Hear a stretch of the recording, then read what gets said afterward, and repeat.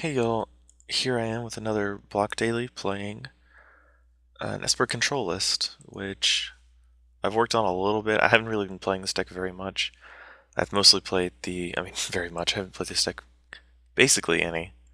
I've played like a couple two-mans with it. I've been working on a 5-color control deck I didn't really like, so I'm not showing it off today, but this deck had been doing sporadically well in dailies, and I really like this card, Night Veil Spectre, so I went all in on Esper. And I'm probably playing too many planes to support Night Veil Spectre, but every other land in the deck, all the 24 other lands, or the 23 other lands, can all cast Night Veil Spectre. So we're going to pretend that it's worth it to play this many planes. Though I'd probably only play 3 if I had to do this daily again. Or if I'd thought about it before the daily. So we've got 4 Devour Flesh and Azorius Charm to cut down the. There's a lot of red drop, red aggressive weenie decks that use Dynacharge to kill you.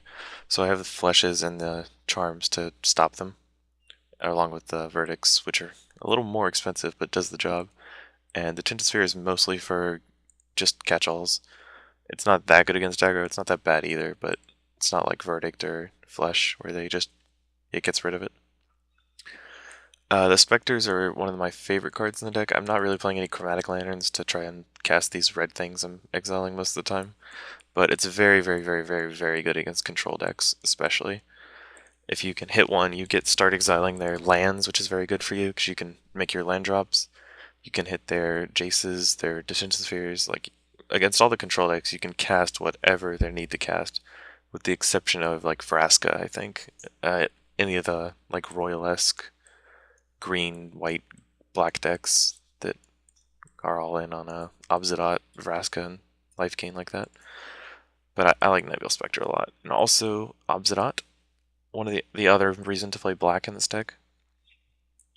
Dodges basically all forms of removal.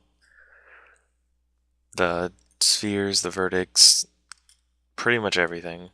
It's not good against Devour Flesh, but not many people's playing that. And it's also a big wall for red decks. Not many decks are playing Active Treason or such anymore, so you can actually just play Obsidian and leave it as a blocker if you want, and then block their creature. Or if their board's empty, you just leave open Azorius Charm or Devour Flesh or something, and exile the Obsidian to keep gaining life back. It's a pretty versatile card. It's a main win condition in the deck. It's very good just overall. And obviously, we have the control mainstays. Oh, excuse me. Where is this? Control mainstays of Sphinx's Revelation, Syncopate, and Angel's Serenity. Just not much needs to be said about these cards. And Jace, obviously. So the board's a little weird. I have Blind Obedience against the fast aggro decks. That's what High Priest Apprentice is for as well. I haven't actually ever played this card. I saw it as a 4 of in one list. I'm like, 4 seems a little excessive. I don't know how good this is, so I'll try it as a 1 of. So that's what I'm doing. And the Dramatic Rescue is also for the same matchup.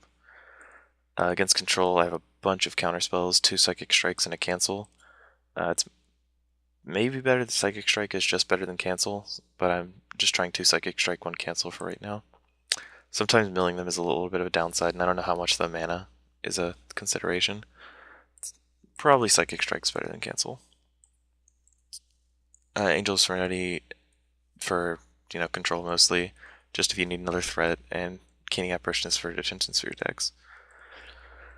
So that was the deck. I've actually already played round 1, so the match that just popped up was round 2.